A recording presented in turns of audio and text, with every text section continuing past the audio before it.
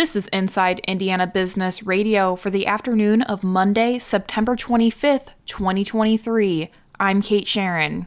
The Federal Economic Development Administration has awarded a $1.8 million grant to Cass County that will be used for road infrastructure upgrades at the Cass County Agribusiness Park. County officials say the project, which is being matched with $1.4 million in local funds, will help create or retain more than 200 jobs and generate an estimated $68.5 million in private investment from businesses already located within the park. Economic Development Director Christy Householder says the work will make the road more accessible to truck traffic coming to and from the business park. She said having a dedicated access road will make the agribusiness park more attractive to companies looking to relocate or expand. That will be huge for our community. And this park also has rail access, which is very rare to find. Having sites that have rail access are usually more sought out for certain industries. In 2016, 2 sites in the agribusiness park received Prime and Gold certifications from the Indiana Office of Community and Rural Affairs. Since that time, Householder said both sites have been sold and developed, including a $110 million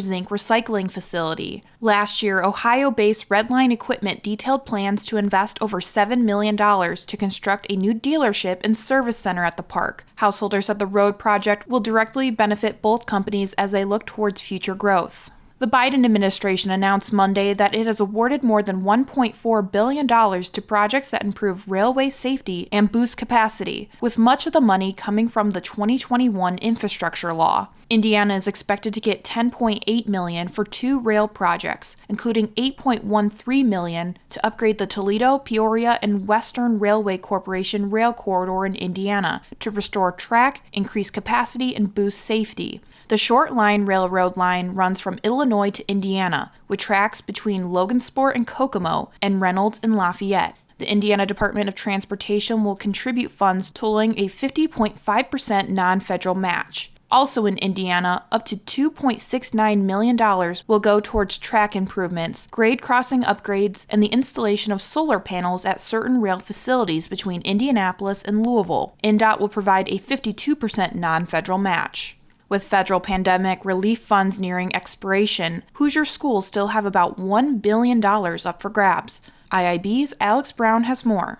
The money still to be claimed as part of the more than $2.8 billion made available to Indiana schools through temporary federal funding, according to the Indiana Department of Education. The Elementary and Secondary School Emergency Relief Program is supposed to help school districts manage financial hardships and make up for educational disruptions spurred by the pandemic. The first round of funds expired last year. Of that, Indiana schools claimed $203 million, equal to about 99% of their available share, according to state data. However, the second round is set to expire this week. Hoosier schools have so far claimed 87% of those dollars, with around $106 million still remaining. IDOE officials said some applications have already been submitted and are still being processed, while other schools are continuing to apply for funds. Schools must spend or commit to spend whatever other dollars they qualify for by the end of September 2024. Any money left unspent is returned to the federal government. At least 11 Hoosier school districts have used the entire allocations.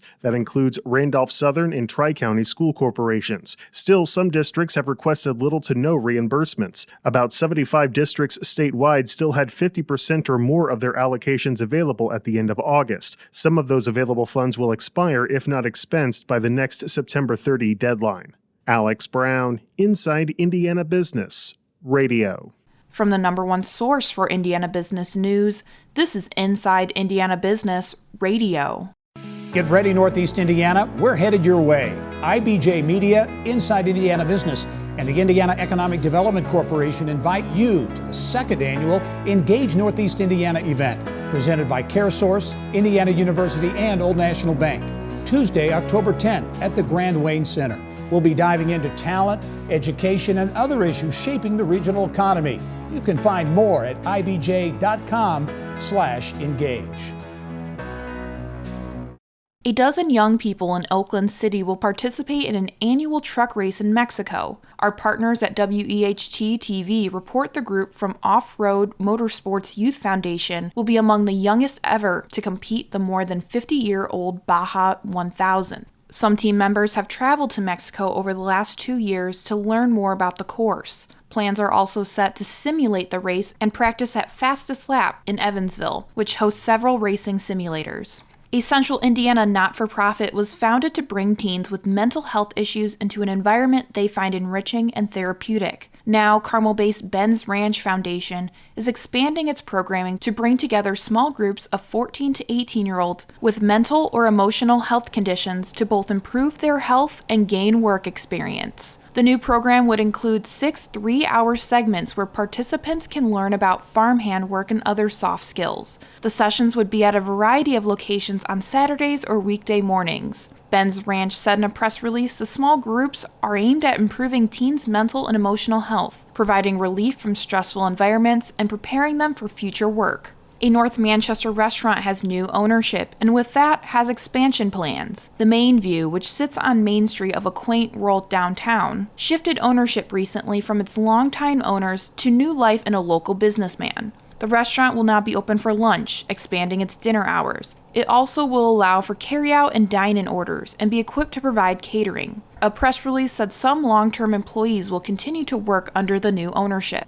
Indiana's On My Way pre-K program has reached record enrollment. State officials announced the news last week, saying the program has served more than 7,500 children this year, up 21% from last year. On My Way Pre-K is administered by the Family and Social Services Administration's Office of Early Childhood and Out-of-School Learning. The program seeks to place 4-year-olds from low-income families in free, high-quality pre-kindergarten programs approved of by the state agency. Christian Anderson, co-founder and partner at High Alpha, is this week's guest on the Business and Beyond podcast with Gary Dick, presented by PNC, a weekly conversation with high-profile Hoosiers in business, sports, and entertainment, and beyond. Available now from your favorite podcast provider.